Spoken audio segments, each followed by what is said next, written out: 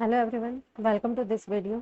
आज के इस वीडियो में हम क्लास 12 के होम साइंस का अध्ययन कर रहे हैं, जिसमें जो यूनिट 3 है, इकाई 3, जिसका शीर्षक है मुद्रा प्रबंधन एवं उपभोक्ता शिक्षा। इसके अंतर्गत जो पहला पाठ दिया गया है, उसके बारे में आज हम अध्ययन करेंगे। आइए सबसे पहले जानते हैं धन व्यवस्थापन, मनी मैनेजमेंट क्या है। What is money management?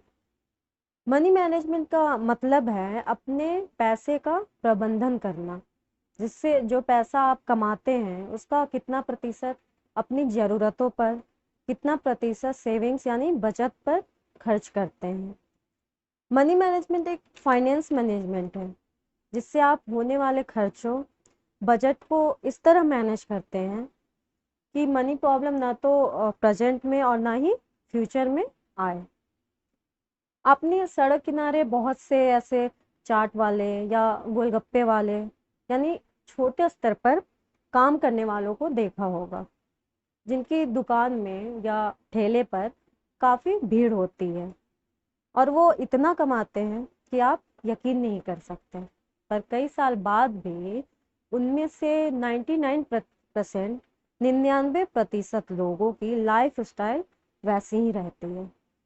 ऐसा इसलिए होता है क्योंकि वो पैसा तो कमाते हैं पर मैनेजमेंट नहीं कर पाते हैं, और पैसा कमाने के बाद भी मनी प्रॉब्लम उनके लिए बनी रहती है। आप अपनी रूटीन लाइफ को तो अच्छी तरह मैनेज कर लेते हैं, पर अगर यदि आपको मनी मैनेजमेंट नहीं आता है तो अचानक से पैसे की प्रॉब्लम से आप बच नहीं सकते। आपके सामने अचानक से पैसे की प्रॉब्लम आ जाती है और आपको पैसे उधार भी लेने पड़ सकते हैं। एक्चुअली में हमारी इनकम कितनी भी बढ़ जाए, यदि हम पैसे का मैनेजमेंट नहीं करेंगे तो हमेशा पैसे को लेकर हमारी प्रॉब्लम्स बनी रहेगी। अपना चैप्टर स्टार्ट करने से पहले आइए इसी से जुड़ी कुछ और बातों को जानते हैं, कुछ और समझने की कोशिश करते हैं। तो अभी हमने देखा मनी मैनेजमेंट के बारे में। आइए अब देखते हैं कि हम मनी मैनेजमेंट, धन व्यवस्थापन कैसे कर सकते हैं। इसके लिए इम्पोर्टेंट टिप्स यानी महत्वपूर्ण बिंदु क्या क्या हो सकता है, जिसमें सबसे पहला है अपनी इनकम और होने वाले खर्च का बजट बनाना। दूसरा है खर्चों को कंट्रोल करना। तीसरा है जरूरी खर्चों की लिस्ट बनाना। चौथा है बजट के अनुसार खर्च करना। पांचवा है किन किन खर्चों को कम करके सेविंग्स यानी बचत की जा सकती है, इस पर ध्यान देना। छठा है अपने कर्ज आदि के लिए अलग से बजट बनाना। फिर है अचानक आने वाले बड़े खर्चों के लिए बचत यानी सेविंग्स करना। फिर अपनी बचत को इन्वेस्ट यानी निवेश करना। इस तरह मनी मैनेजमेंट के जरिए हम आज और आने वाले समय में मनी प्रॉब्लम को काफ़ी हद तक कम कर सकते हैं। मनी मैनेजमेंट के लिए आपको एक बुक बनानी होगी, जिसमें इनकम और खर्चों का विवरण लिखना होगा, जिससे आपको मालूम होगा कि कहाँ कहाँ कितना खर्चा हो रहा है और क्या क्या ऐसे खर्च हैं जिसको कम करके सेविंग्स की जा सकती है, और सेविंग्स को कैसे इन्वेस्ट किया जाए जो फ्यूचर में मनी प्रॉब्लम को सॉल्व कर सकता है। इसके बारे में डिटेल में विस्तार से हम इस चैप्टर के अंदर पढ़ेंगे। तो आइए अब अपने पाठ की तरफ चलते हैं। हमारे पाठ में सबसे पहले परिचय दिया गया है, इसके बाद धन व्यवस्थापन के बारे में दिया गया है, और इसके बाद पारिवारिक आय क्या है इसके विषय में जानकारी दी गई है। इसके बाद पारिवारिक आय की संपूर्ति की आवश्यकताओं के बारे में दिया गया है। फिर है पारिवारिक आय बढ़ाने के साधन कौन कौन से हैं। इसके बाद घरेलू हिसाब किताब या घरेलू अभिलेख कैसे बनाया जाए इसके बारे में बताया गया है। उसके बाद बताया गया है कि घरेलू हिसाब किताब रखने की आवश्यकता क्या है। फिर है दैनिक हिसाब किताब लिखने की विधियां, कौन कौन सी विधि है। उसके बाद कुछ महत्वपूर्ण शब्द दिया गया है, और उसके बाद एक झलक है, और उसके बाद पाठ के आखिरी में अभ्यास कार्य दिया गया है। तो आइए अपना पाठ स्टार्ट करते हैं। परिचय में दिया गया है धन।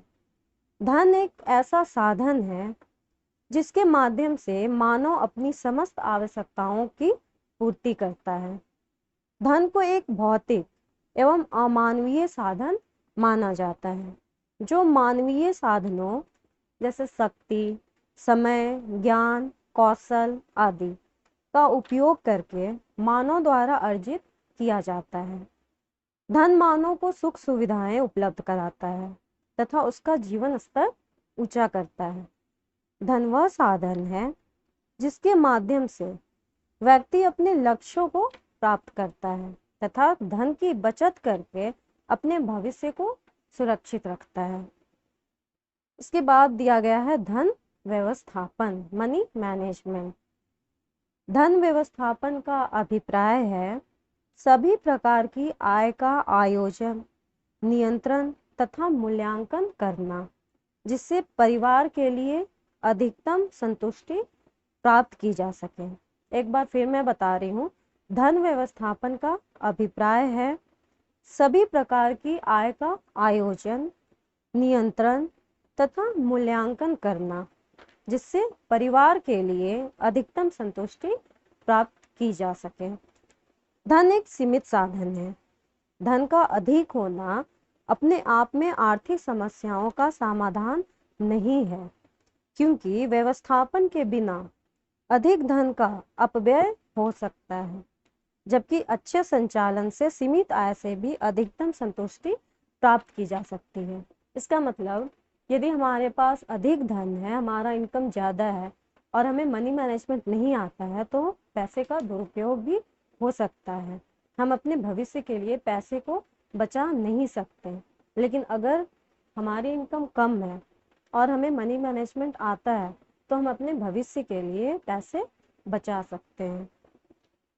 इसके बाद आता है पारिवारिक आय, फैमिली इनकम। परिवार के सभी सदस्यों की सम्मिलित आय को पारिवारिक आय कहते हैं। प्रत्येक व्यक्ति की आर्थिक व्यवस्था के दो केंद्र होते हैं, आय तथा व्यय। आय यानी इनकम, व्यय खर्च।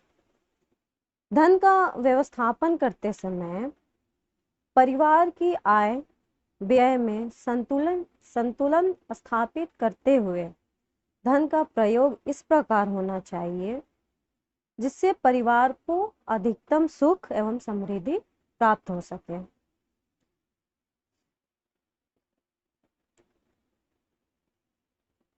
बुक में दिया गया है आय यानी इनकम। तो आय क्या है? आय एक निश्चित अवधि में अर्जित की गई वह धनराशि है जो आर्थिक प्रयत्नों के फलस्वरूप प्राप्त होती है। आय एक निश्चित अवधि में अर्जित की गई वह धनराशि है जो आर्थिक प्रयत्नों के फलस्वरूप प्राप्त होती है। अब आता है पारिवारिक आय। पारिवारिक आय क्या है? Means family income. पारिवारिक आय एक निश्चित अवधि में परिवार के मुखिया या अन्य सदस्यों के द्वारा अर्जित आय, धन या मुद्रा पारिवारिक आय कहलाता है। इसके बाद बुक में दिया गया है ग्रॉस एंड क्रैंडल के अनुसार पारिवारिक आय की क्या परिभाषा है। तो ग्रॉस और क्रैंडल के अनुसार पारिवारिक आय मुद्रा, वस्तुओं, सेवाओं तथा संतोष का वह प्रवाह है जो परिवार के अधिकार में आवश्यकताओं एवं इच्छाओं को पूरा करने एवं उत्तरदायित्वों के निर्वाह के लिए प्रयोग किया जाता है। यह किसने कहा था? यह ग्रॉस एंड क्रैंडल ने कहा था। फिर पारिवारिक आय में वेतन, मजदूरी, ग्रेजुएटी, पेंशन, ब्याज व लाभांश, किराया, भविष्य निधि आदि सभी को सम्मिलित किया गया है। ये सब जो है वो पारिवारिक आय के स्रोत हैं। तो अगर हमसे यह पूछा जाए पारिवारिक आय के स्रोत क्या क्या हैं, तो हम बता सकते हैं कि पारिवारिक आय के स्रोत वेतन, मजदूरी, ग्रेजुएटी, पेंशन, ब्याज व लाभांश, किराया, भविष्य निधि आदि हैं। इसके बाद पारिवारिक आय के प्रकारों के बारे में दिया गया है। तो पारिवारिक आय को हम 3 प्रकार में बांट सकते हैं, 3 भागों में बांट सकते हैं, जिसमें पहला है मौद्रिक आय, दूसरा है वास्तविक आय और तीसरे को हम कहते हैं आत्मिक आय। पहला मौद्रिक आय, दूसरा वास्तविक आय और तीसरा आत्मिक आय। अब यह मौद्रिक आय क्या है? मौद्रिक आय किसे कहते हैं? बुक में दिया गया है, जो आय किसी परिवार को मुद्रा के रूप में एक निश्चित समय में प्राप्त होती है, मौद्रिक आय कहलाती है। जो आय किसी परिवार को मुद्रा के रूप में एक निश्चित समय में प्राप्त होती है, वह मौद्रिक आय कहलाती है, मनी इनकम। मौद्रिक आय को हम मनी इनकम कहते हैं। मौद्रिक आय आर्थिक प्रयत्नों द्वारा प्राप्त होती है। जिन कार्यों को करने से हमको आय प्राप्त होती है, वे आर्थिक कार्य कहलाते हैं। जब हम आर्थिक कार्य करते हैं तभी तो हमें मौद्रिक आय की प्राप्ति होती है। आय प्राप्त होने पर आवश्यकताओं की संतुष्टि करने के लिए उपभोग सामग्री प्राप्त करने में व्यय कर दी जाती है। जब हमारा इनकम होता है तो हम अपनी आवश्यकता की चीज़ों को खरीदने में उसे व्यय कर देते हैं, उसे पैसे को लगाकर हम अपनी आवश्यकताओं की पूर्ति करते हैं। जैसे यदि हम कहीं कमा रहे हैं, कहीं काम कर रहे हैं, तो हमें जो महीने के आखिरी में सैलरी मिलती है वही तो वेतन है। या हम कोई व्यापार कर रहे होते हैं, उससे जो भी हमारा इनकम होता है, या यदि हमारा अपना मकान है और हमने उसे किराए पर लगाया है, तो वो उससे जो हमें पैसे प्राप्त होंगे, ये सब जो है वो मौद्रिक आय कहलाता है।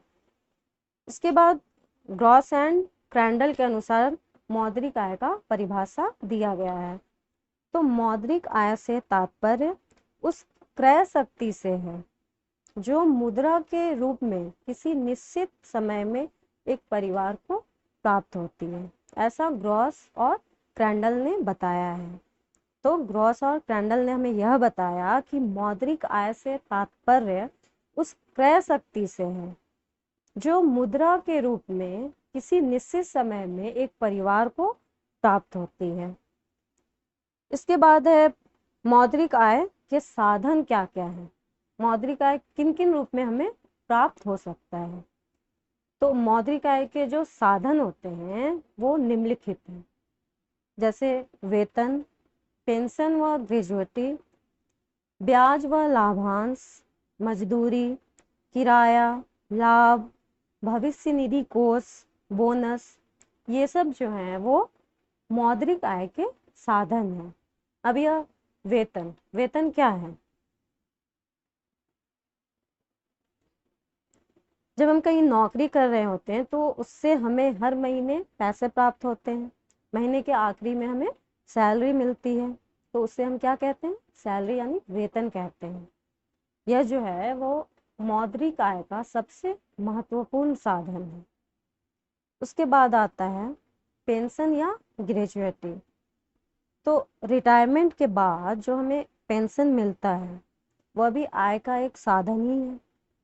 जैसा कि हम सब जानते हैं कि जब हम नौकरी कर रहे होते हैं तो हमारा जो भी वेतन होता है उसमें नियमित रूप से कुछ राशि काटी जाती है, जिससे जो मालिक होता है वो उस राशि में कुछ अपना अंश मिलाकर, अपने लाभ का कुछ अंश मिलाकर एक निश्चित राशि देता है, जिसे हम क्या कहते हैं? ग्रेजुएटी, जिसे हम ग्रेजुएटी कहते हैं। और पेंशन जो है वो रिटायरमेंट के बाद एक नियमित आय को कहते हैं। वेतन का एक निश्चित प्रतिशत जो है वह पेंशन के रूप में हर महीने जो व्यक्ति रिटायर होता है उसे मिलता है। कब तक मिलता है? जब तक वह जीवित रहता है। इसके बाद जो मौद्रिक आय का अगला साधन है वह है ब्याज व लाभांश। पूंजी के विनियोग से प्राप्त होने वाला ब्याज तथा व्यवसायिक संस्था के शेयर से प्राप्त होने वाला लाभांश भी मौद्रिक आय ही है। इसके बाद जो मौद्रिक आय का अगला साधन है उसे हम मजदूरी कहते हैं। मजदूरों को कार्य करने के बाद जो पारिश्रमिक दैनिक, साप्ताहिक या मासिक प्राप्त होता है उसे हम मजदूरी कहते हैं। फिर आता है किराया, रेंट। मकान, दुकान आदि से प्राप्त जो रेंट होता है, जो किराया होता है, वो भी मौद्रिक आय का एक साधन ही है। फिर आता है लाभ। किसी उद्योग या व्यापार में पूंजी विनियोग से प्राप्त होने वाला लाभ भी मौद्रिक आय ही है। उसके बाद जो मौद्रिक आय का साधन है वह है भविष्य निधि कोष। कर्मचारियों के वेतन से प्रति माह एक निश्चित राशि भविष्य निधि कोष में जमा होती है, जो रिटायरमेंट के बाद ब्याज सहित व्यक्ति को मिल जाती है। तो यह भी हमारे लिए मौद्रिक आय का एक साधन ही है। इसके बाद आखिरी है बोनस। बहुत सी व्यावसायिक संस्थाओं में कर्मचारियों को वेतन के अतिरिक्त वर्ष में 1 या 2 बार कुल लाभ में से कुछ धनराशि दी जाती है, जिसको हम बोनस कहते हैं। यह हमें किसी फेस्टिवल पर मिलता है या फिर किसी ओकेजन पर भी मिलता है। यह व्यक्ति की अतिरिक्त आय होती है जो उस संस्थान के लाभ पर निर्भर करती है। तो आज हमने पढ़ा धन व्यवस्थापन क्या है, मनी मैनेजमेंट क्या है, धन क्या है, पारिवारिक आय क्या है, परिवार के सभी सदस्यों की सम्मिलित आय को पारिवारिक आय कहते हैं। इसके बाद हमने पारिवारिक आय की परिभाषा को देखा, जो कि हमें ग्रॉस और क्रैंडल ने दिया था।